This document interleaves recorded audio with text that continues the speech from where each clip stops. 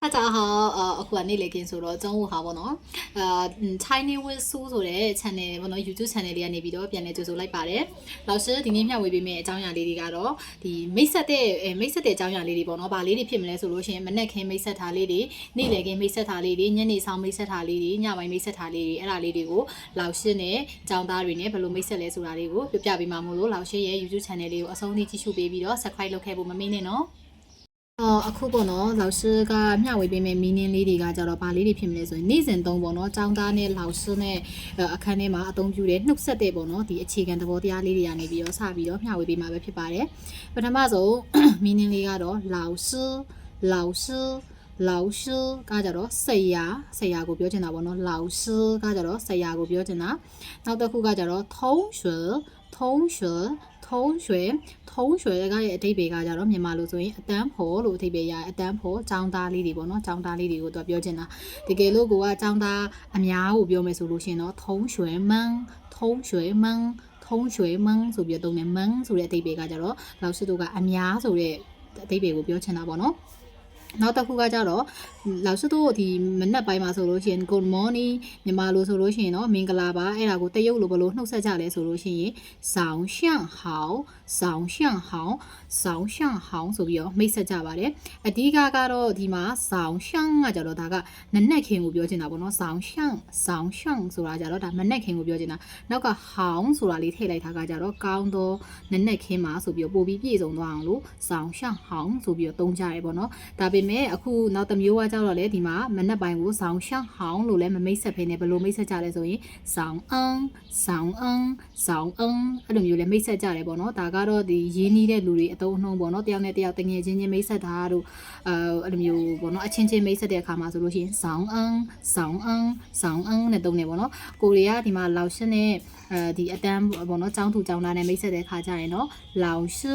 早上好ဆိုပြီးတော့မိတ်ဆက်တယ်ပေါ့နော်ဒါကကြတော့ဘာအဓိပ္ပာယ်လေးလဲလို့မေးလို့ရှိရင်မင်္ဂလာနနက်ခင်းမှာဆရာမဆိုပြီးတော့အဲ့လိုမျိုးလေးပြောချင်တာပေါ့နော်နောက်တစ်ခါပြန်ပြောပေးမယ်နော်老师早上好အဲ့လိုမျိုးတွေသုံးနေပေါ့နော်စောနာက老师ဒီပထမဆုံးပြောခဲ့တဲ့ပေါ့နော်အတန်းဖော်ကို同学လို့သုံးနေအဲ့ကြတော့老师ကိုအရင်ဆုံးပေးဆက်တိုက်တယ်老师早上好အဲ့ဒါပြီးသွားလို့ရှိရင်老师ကလည်းအတန်းဖော်တွေကိုဘယ်လိုပြန်မိတ်ဆက်လို့ရလဲဆိုလို့ရှိရင်同学们早上好အဲ့လိုမျိုးပြောလို့ရတယ်同学们早上好同学们早上好မင်္ဂလာနံနက်ခင်းမှာကလေးတို့အဲ့လိုမျိုးလေးအတိတ်ပဲရတယ်ပေါ့နော်နောက်ထပ်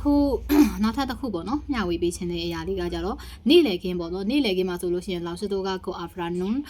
မင်္ဂလာနေ့လည်ခင်းမှာအဲ့ဒါမျိုးကိုကြတော့老师တို့ကတရုတ်လိုဘယ်လိုမိတ်ဆက်မလဲဆိုလို့ရှိရင်中午好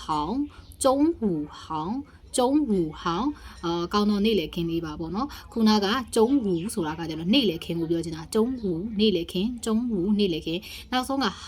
ဆိုတာလေးထည့်သုံးလိုက်တာကကျတော့ကောင်းတော့ပုံမှုပြည့်စုံသွားအောင်လို့中午好ကောင်းတော့နေ့လည်ခင်းပါလို့ပြောလိုက်တာအဲ့ဒါဆိုလို့ရှိရင်老师တို့က老师ကောင်းတော့နေ့လည်ခင်းပါဆိုလို့ရှိရင်ဘယ်လိုပြောမလဲဆိုလို့ရှိရင်老师中午好老师中午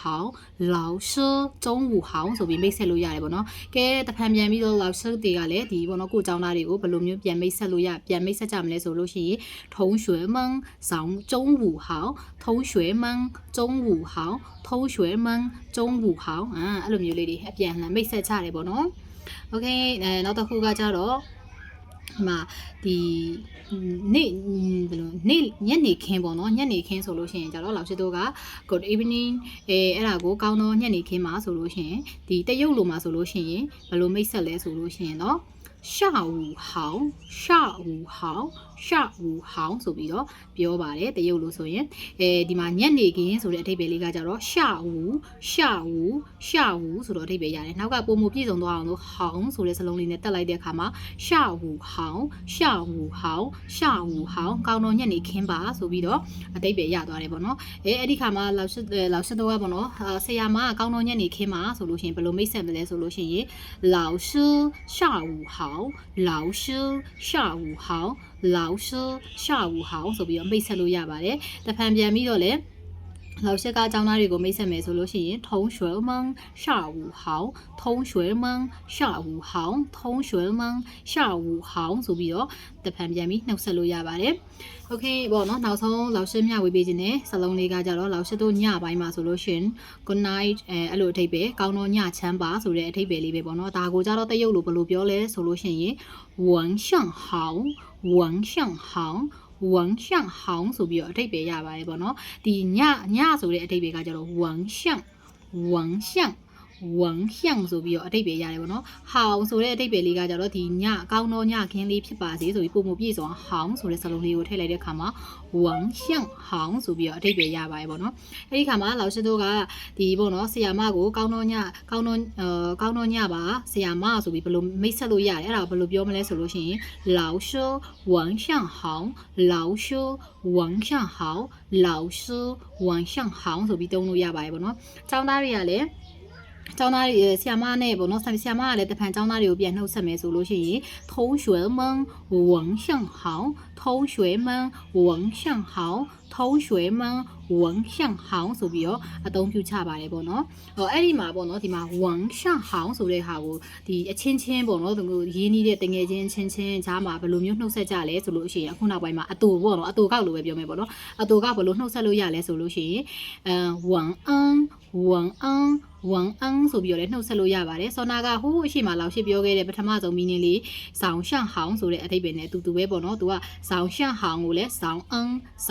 ဆိုပြီးတော့ညီမျှပါတယ်အတူတူပဲနှုတ်ဆက်လို့ရတယ်ပေါ့နော်အခုလည်းဒီလိုပဲကောင်းတော့ညချမ်းပါဆိုတဲ့ဟာကဝမ်ရှန့်ဟောင်းလို့ပြောတယ်ဒါပေမဲ့လောက်ရှိတို့ကဝမ်အန်းလို့လည်းအသုံးပြုလို့ရပါတယ်အဓိပ္ပာယ်ချင်းကတော့အတူတူပါပဲ希望你们学的中文水平进步多了，下次再见。